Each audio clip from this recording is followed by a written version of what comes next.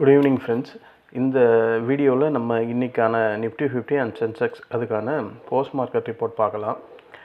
இன்றைக்கி மார்க்கெட்டு காலையிலேயே நல்ல டவுனு. நான் ஆல்ரெடி சொல்லியிருந்தேன் நேற்று pre market report post market ரிப்போர்ட்டில் சொல்லும் போது நான் என்ன சொல்லியிருந்தேன்னா, கண்டிப்பாக மார்க்கெட் ஒரு கேப் டவுன் ஓப்பனிங் இருக்கிறதுக்கு தான் வாய்ப்பு அதிகம். ஏன்னா நேற்று யூஎஸ் மார்க்கெட் இருந்த பொசிஷனும் டவுன் சைடில் தான் இருக்குது, கீழே தான் இறங்கும்னு சொல்லியிருந்தேன். அதே மாதிரி டவ் ஜோன்ஸு கீழே தான் இறங்கி முடிஞ்சுது. அதே மாதிரி நாஸ்டாக் கம்போசிட்டும் கீழே தான் இறங்கி முடிஞ்சிருக்கு. ஸோ இந்த மாதிரி ஒரு சினாரி இருக்கும்போது அது ஓப்பன் ஆகிறதுக்கு வாய்ப்புகள் டவுன் சைடில் தான் இருக்கும் அப்படின்ற மாதிரி தான் நேற்றே சொன்னேன். அது இல்லாமல் ஐடி செக்டர்ஸ் எல்லாம் பிரச்சனையாக இருக்கிறதுனால கேப் டவுன் வரும் அப்படின்றதுல தீர்மானமாக இருந்தேன். ஆனால் இவ்வளோ பெரிய ஒரு கேப் டவுன் வரும்ன்ட்டு நான் எதிர்பார்க்கவே இல்லை. 236 பாயிண்ட்டு, ஒரு பாயிண்ட் 2 பாயிண்ட் இல்லை, 236 பாயிண்ட்டு. அதாவது நம்ம இண்டெக்ஸில் பாருங்களேன், அங்கங்கே கேப்பாக இருக்குது. இதோ இங்கே இவ்வளோ பெரிய கேப் இருக்குது, இங்கே ஒரு கேப் இருக்குது. இந்த கேப்பை இன்றைக்கி ஃபில் பண்ணிட்டான். அதாவது கேப் டவுனில் அந்த கேப்பை ஃபில் பண்ணிட்டான். இப்போ இந்த கேப் இருக்குது. ஸோ மார்க்கெட்டில் சுற்றி ஒரே கேப்பாக தான் இருக்குது. மார்க்கெட்டில் ஒரு இன்ட்ராடே டைமில் ஏற வேண்டிய பாயிண்ட் எல்லாமே கேப் டவுன்லேயே கிடச்சிச்சு. ஸோ மார்க்கெட்டில் அந்த அளவுக்கெல்லாம் மொமெண்டமே கிடையாது. 236 பாயிண்ட்டு டவுனு. ஒரு 70 பாயிண்ட்டுக்கு தான் இன்றைக்கி நிஃப்டி 50 ட்ரேட் ஆச்சு. ஆக்சுவலி உண்மையை சொன்னால் அந்த கடைசி 3 மணிக்கு மேலே அங்கேருந்து ஒரு 50 பாயிண்ட் இறங்குச்சு. இவ்வளோ தான் இன்றைக்கி மார்க்கெட். அந்த 3 மணிக்கு மேலே தான் மார்க்கெட் கொஞ்சம் ஒரு 50 பாயிண்ட்டு சிவியராக இறங்குச்சு. அதுக்கு முன்னாடி அதே மாதிரி தான் ஒரு ரேஞ்சு பவுண்ட் மார்க்கெட் தான். மார்க்கெட்டில் பெரிய லெவலெல்லாம் இல்லை. ஏன் மார்க்கெட் திடீர்னு இவ்வளோ பெரிய கேப் டவுன் அப்படின்னு கேட்டிங்கன்னா, நேற்று யூஎஸ் மார்க்கெட்டெல்லாம் பாருங்கள், கதற அடிச்சிருக்காங்க. 1.5% டவ் 30, S&P 500 1.57%, நாஸ்டாக் கம்போசிட்டு 2%க்கு மேலே. ஸோ இந்த மாதிரி இவனுக்கு இருக்கிறதுனாலையும் காலையில் இந்த டவ் ஃபியூச்சர், நாஸ்டாக் ஃபியூச்சர்ஸ் எல்லாம் டவுனில் இருந்ததுனாலையும், ஏஷியன் மார்க்கெட் எல்லாமே டவுனில் இருந்ததுனாலையும் எல்லாமே மார்க்கெட்டுக்கு நெகட்டிவாக ஆகிடுச்சு. நம்ம காலையிலே நம்ம கிஃப்ட் நிஃப்டி, SGX நிஃப்டி எல்லாம் பார்த்திங்கன்னா ஒரு 160-180 பாயிண்ட் தான் இருந்தது. ஆனால் மார்க்கெட் யூஎஸ் ஃபியூச்சர்ஸ் எல்லாம் இன்னும் டவுனில் இருக்கும்போது அது 236 பாயிண்ட்டுக்கு கிட்ட டவுன் ஆகிடுச்சு ஓப்பன் ஆகும் போதே. சென்செக்ஸ்லேயும் அவனும் ஒரு 800-900 பாயிண்ட்டுக்கு டவுனில் தான் ஓப்பன் ஆனான். இன்றைக்கி நிஃப்டி 50 336 பாயிண்ட்டு மைனஸ், அதாவது 1% மேலே. சென்செக்ஸ் அவனும் 1.25% இன்றைக்கி டவுனு, 1048 பாயிண்ட்டு டவுனு. இன்றைக்கி ஓவராலாக பார்த்தா எல்லா இண்டெக்ஸுமே டவுன் தான். Nifty next 50 1090 point down, fin Nifty 259 point down, mid cap Nifty 265 point down, bank எக்ஸு இன்னும் என்னென்ன இருக்கோ எல்லாமே இன்றைக்கி டவுனில் தான் முடிஞ்சிருக்கு. India Vicks 13.29. ஸோ மண்டே கண்டிப்பாக ஒரு பெரிய வெலாட்டிலிட்டி இருக்கும். ஆப்ஷன் பையர்ஸ் நமக்கான நாள் மண்டே இருக்குது. அதனால் தைரியமாக மண்டேயில் ட்ரேட் பண்ணலாம். ஏன்னா 13க்கு மேலே இருக்குது.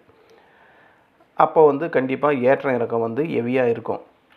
அது கடைசி நேரத்தில் வராமல் ஒரு 10 மணிலேருந்தோ இல்லை 11 மணிலேருந்தோ நடுவில் வந்தால் நல்லாயிருக்கும். கடைசி நேரத்தில் வந்தால் படம் முடிகிற நேரத்தில் அந்த நேரத்தில் ட்ரேட் பண்ணால் எல்லா ஆப்ஷன் பையருக்கையும் மனசு திக்குன்னு இருக்கும். எந்த பக்கம் திரும்பிடுவானோ, எந்த பக்கம் வந்துடுமோ அப்படின்ட்டு. ஒரு டைம் பிட்வீன் டைமில் ஒரு 10லேருந்து 12க்குள்ளே வந்தானா அப்போ ஆப்ஷன் பையர் ஆக்டிவாக இருப்பாங்க. எய்தர் எந்த சைடில் போனாலும் கேப்சர் பண்ணலாம். அந்த மாதிரி வந்தால் நல்லாயிருக்கும். மண்டே தான் அதை பார்க்கணும். ஏன்னா வெலாட்டிலிட்டி ஹையாக இருக்குது. ஸோ அப்போது ஏற்ற இறக்கம் அதிகமாக இருக்கும். அதுக்கான வாய்ப்புகள் அதிகம். இன்றைக்கி நம்ம போஸ்ட் மார்க்கெட் ரிப்போர்ட் நிஃப்டி 50 என்ன பண்ணோன்னு கேட்டால், நிஃப்டி 50 3 காலுமே ஃபஸ்ட் கிளாஸான காலுங்க. இன்றைக்கி 3 காலுமே சாதாரணமாலாம் இல்லை, வெரி ஈஸியாக நாங்கள் இன்றைக்கி ப்ராஃபிட் பண்ணோம். அதாவது நான் அதிகபட்சமாக நான் சொல்கிறதே அதுதானே, 10 பாயிண்ட்டுக்குள்ளே எடுத்துருவேன். ஏன்னா எல்லாருமே 2 லாட் எடுக்கிற ஆளுங்க. அப்போது அப்படி எடுக்கும் போது ஃபஸ்ட்டு இதுலேயே ஒரு 7 பாயிண்ட்டு கேப்சர், அதுக்கப்புறம் ஒரு 8, அதுக்கப்புறம் ஒரு 11 பாயிண்ட்டு பிடிச்சோம். அப்போ 11, ஒரு 8, 19, 26 பாயிண்ட்டு. 26 பாயிண்ட்டுன்னா கால்குலேஷன் எவ்வளோ வரும்? 26 × 65 ஒரு ஷேருக்கு 1690 ரூபா. 3 ஷேரு, அதாவது 3 லாட்டட், 3 டைம்ஸ் ட்ரேட் பண்ணதில் 3380. இதில் ப்ரோக்கரேஜ் எல்லாம் போட்டோம். ப்ரோக்கரேஜ் எல்லாம் போனால் கூட எப்படியும் ஒரு 2700 2800 ரூபா கிட்ட கைக்கு வரும். இன்றைக்கி நான் பண்ணது இது என்னுடைய ட்ரேடிங் நிஃப்டி 50ல். இந்த மாதிரி இருந்ததுன்னா நம்ம பண்ணலாம். பட் நாங்கள் பிடிச்சது வந்து எங்கே பிடிச்சோன்னா, இந்த இடம் பிடிச்சோம், அப்புறம் இந்த கேண்டிலில் பிடிச்சோம், அப்புறம் கடைசியாக இந்த பிஇ சைடில் பிடிச்சோம். அது மார்க்கெட் போயிட்டு கண்டிப்பாக கீழே தான் வரும்னு நினச்சோம். கரெக்டாக கீழே தான் வந்தது, அங்கேயும் பிடிச்சோம். ஸோ இந்த மாதிரி இது எல்லாமே எவ்வளோ நேரத்தில் பண்ணணும்னு நினைக்கிறீங்க? எல்லாமே அந்த 15 மினிட்ஸ்க்குள்ளே தான். ஸோ இந்த 15 மினிட்ஸில் 3340 ரூபா நம்மளால் ப்ராஃபிட் பண்ண முடியுது ஆப்ஷன் பையிங்கில். ஓகேங்களா? அப்போது நமக்கு தேவையானது என்ன? அந்த தேவையை நோக்கி தான் நாங்கள் ட்ரேட் பண்ணுறோம். ஒரு ட்ரேட் எடுத்துகிட்டு 10 பாயிண்ட் வெயிட் பண்ணால் அது 650 ரூபா வரும். கொஞ்சம் ரிஸ்க்கு தான் எடுக்கிறோம். அந்த ரிஸ்க்குக்கு ஏற்ற ரிவார்டுக்காக தான் நாங்கள் ட்ரேட் பண்ணுறது. அது நமக்கு கிடைக்கிது மார்க்கெட்டில், ரெகுலராகவும் கிடைக்கிது. சில நேரத்தில் ரேஞ்ச் பவுண்டாக இருந்தால் மட்டும்தான் கிடைக்காது. அது சில நேரத்தில் ரேஞ்ச் பவுண்டாகவும் மாட்டுது மார்க்கெட்டில். அப்போது நம்மலாம் கம்முன்னு வேடிக்கை பார்க்கறது தான் பெஸ்ட்டாக இருக்கும் அப்படின்னு நம்புகிறேன். இது நிஃப்டி 50ல் 3 கால்ஸுமே பர்ஃபெக்டாக முடிஞ்சுது. சென்செக்ஸ்லேயும் அதே மாதிரி இன்றைக்கி சென்செக்ஸ்லேயும் நல்ல ப்ராஃபிட் தான். ஒரு பிஇ கால் ஒன்று கொடுத்தேன். இந்த கால் தாங்க கொடுத்தேன். 12:30 மணி கேண்டில். இது வந்து ஒரு டாப்பில் வருதுங்க. இந்த மாதிரி டாப்பில் வந்தாவே அது வந்து செல் சிக்னலுக்கான ஒரு சிம்டம் தான். ஈவினிங் ஸ்டார் மாதிரி எனக்கு தோணுது. நீங்கள் ஸ்டாப் லாஸ் போடுங்க. ஸ்டாப் லாஸ் எங்கே போடுங்கன்னா இதோட டாப்புக்கு போடுங்க. 83,080 வந்தான்ல டாப்பு, அந்த டாப்புக்கு ஸ்டாப் லாஸ் போட்டு விட்டுருங்க. பிஇ சைடில் போய் எடுங்கன்னு சொன்னேன். அந்த ஈவினிங் ஸ்டார் வந்ததுக்கப்புறம் மார்க்கெட் சரியாக இறங்குச்சு பாருங்கள். இந்த மாதிரி கேண்டில் சென்செக்ஸ்லாம் வந்தால் எப்படியும் மினிமம் ஒரு 3000 வரும். ஏன்னா இவன் ஜம்ப் ஆகிட்டே இருப்பான். இவனோட ப்ரீமியம் வந்து மொமெண்டம் ஹெவியாக இருக்கும். ஸோ இன்றைக்கி சென்செக்ஸ்லேயும் நல்ல ப்ராஃபிட்டில் முடிஞ்சிச்சு. சென்செக்ஸில் ஒரு கால் தான் கொடுத்தேன். அந்த ஒரு கால் இது, அதுவும் நல்ல ப்ராஃபிட்டாக முடிஞ்சது. இவ்வளோ தான் ஃப்ரெண்ட்ஸ் இன்றைக்கான போஸ்ட் மார்க்கெட் ரிப்போர்ட்டு. நமக்கு என்ன தேவை? மார்க்கெட்டில் டெய்லி ஒரு 1000 ரூபாவது சம்பாதிக்கணும். அட்லீஸ்ட் ஒரு 500 ரூபாவது சம்பாதிக்கணும். ஏன்னா 9:15 3:15 வரையும் உட்காண்ட்ருக்கோம். அதில் நம்மளால் ப்ராஃபிட்டில் என்ன பண்ண முடியுமோ அதை நம்ம ஃபோக்கஸ் பண்ணி தான் ஆகணும். ஏன்னா நாங்கள் கண்ட இடத்துல போய் ட்ரேட் பண்ணுறது இல்லை. அதை ஸ்டாப் பண்ணி பல வருஷம் ஆகுது. அந்த சப்போர்ட்டு, அந்த ரெசிஸ்டண்ட்டு, அந்த ஓஐ ஷீட்டு, சில டெக்னிக்கல் அனலைசிஸ் அதை வச்சு தான் நான் ட்ரேட் பண்ணுறேன்.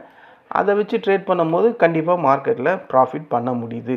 இது நான் அடிக்கடிக்கு சொல்லிக்கிட்டே இருக்கேன். ஆப்ஷன் பையரால் கூட மார்க்கெட்டில் ப்ராஃபிட் பண்ண முடியும். அட்லீஸ்ட் 500 ரூபாவது பண்ண முடியும். என்னால் பண்ண முடியும்னு ஆல்ரெடி ஒரு ஆடியோ கூட போட்டுருந்தேன். இந்த ரீசனில் வச்சு தான் நான் சொன்னது. எல்லாருக்கும் அது எப்படின்லாம் தெரியல. என்னால் முடியுது. என்னால் ஏன் முடியுதுன்னா, நான் வந்து எல்லா இடத்துலையும் போய் ட்ரேட் பண்ணணும்லாம் ஃபீல் பண்ணுறதே கிடையாது. கரெக்டுங்களா? நான் ப்ரைஸ் ஆக்ஷனையும் பார்ப்பேன், டெக்னிக்கலையும் பார்ப்பேன்.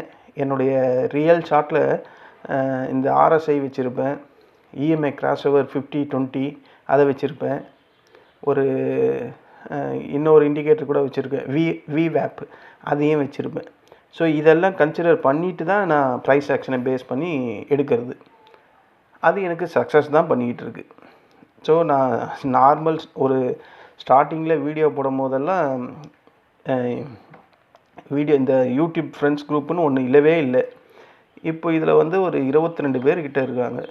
எல்லாம் இந்த மாதிரி முதல்ல யாரும் நம்பலை. இப்போ சேர்ந்தவங்கெல்லாம் வந்து அவங்க சம்மந்தப்பட்ட ஆளுங்களையும் சேர்க்கறதுனால அது வந்து பிலீவ் பண்ண ஆரம்பிச்சிட்டாங்க. அப்போது எங்கேயோ ஒரு வாய்ப்பு இருக்குது தானே, ஆப்ஷன் பை இருக்குது அப்படின்றது அவங்க ஃபீல் பண்ண ஆரம்பிச்சிட்டாங்க. இப்போ வந்து என் குரூப்பில் வந்து இன்க்ரீஸ் ஆகிட்டு இருக்காங்க. அது ஒரு வகையில் சந்தோஷம்தான். பட் என்ன ஒன்றுன்னா, ரொம்ப சில நேரத்தில் ரேஞ்ச் பவுண்டாகவும் மார்க்கெட் சைடுவேலையும் இருக்கும்போது ரொம்ப கஷ்டமாயிடுது. ஏன்னா அப்போ வந்து நம்ம ட்ரேட் பண்ணும்போது என்ன தான் பண்ணாலும் அது லாஸஸ் தான் போகுது. அந்த மாதிரி நேரத்தில் நம்மளை டிபெண்ட் பண்ணி இவ்வளோ பேர் இருக்கும்போது லாஸ் ஆகும்போது அப்போ மனசு ரொம்ப கஷ்டப்படுது. ஸோ அந்த மாதிரி நேரத்தில் அவாய்ட் பண்ணிடுறது தான் பெட்டருன்ட்டு இந்த 2 நாளைக்கு முன்னாடி நடந்த மார்க்கெட்டில் லாஸ் வந்ததில் அப்போ ரொம்ப பேர் வெக்ஸாக தான் ஆனாங்க. மார்க்கெட்டில் ஒன்றுமே இல்லை, ஆனால் நம்ம 3000 4000 லாஸ் பண்ணியிருக்குமே அப்படின்ற மாதிரி. ஸோ அந்த ஒரு நெருடல் தானே கண்டி, மற்றபடி இந்த மாதிரி இருக்கும் போதெல்லாம் நம்ம அழகாக ப்ராஃபிட் பண்ண முடியுது. இதுதான் இன்றைக்கான போஸ்ட் மார்க்கெட் ரிப்போர்ட்டு. மண்டேக்கான ப்ரீ மார்க்கெட் ரிப்போர்ட் வந்து நம்ம நாளைக்கு சாட்டர்டேயில் போடுறேன். அதுக்கு முன்னாடி யூஎஸ் மார்க்கெட்டெல்லாம் ஒரு ஆட்டம் ஆடி அடங்கிட்டுருக்கோம். அதை பேஸ் பண்ணி நம்ம மண்டேக்கான ப்ரீ மார்க்கெட் ரிப்போர்ட்டை நாளைக்கு நம்ம போஸ்ட் பண்ணலாம்.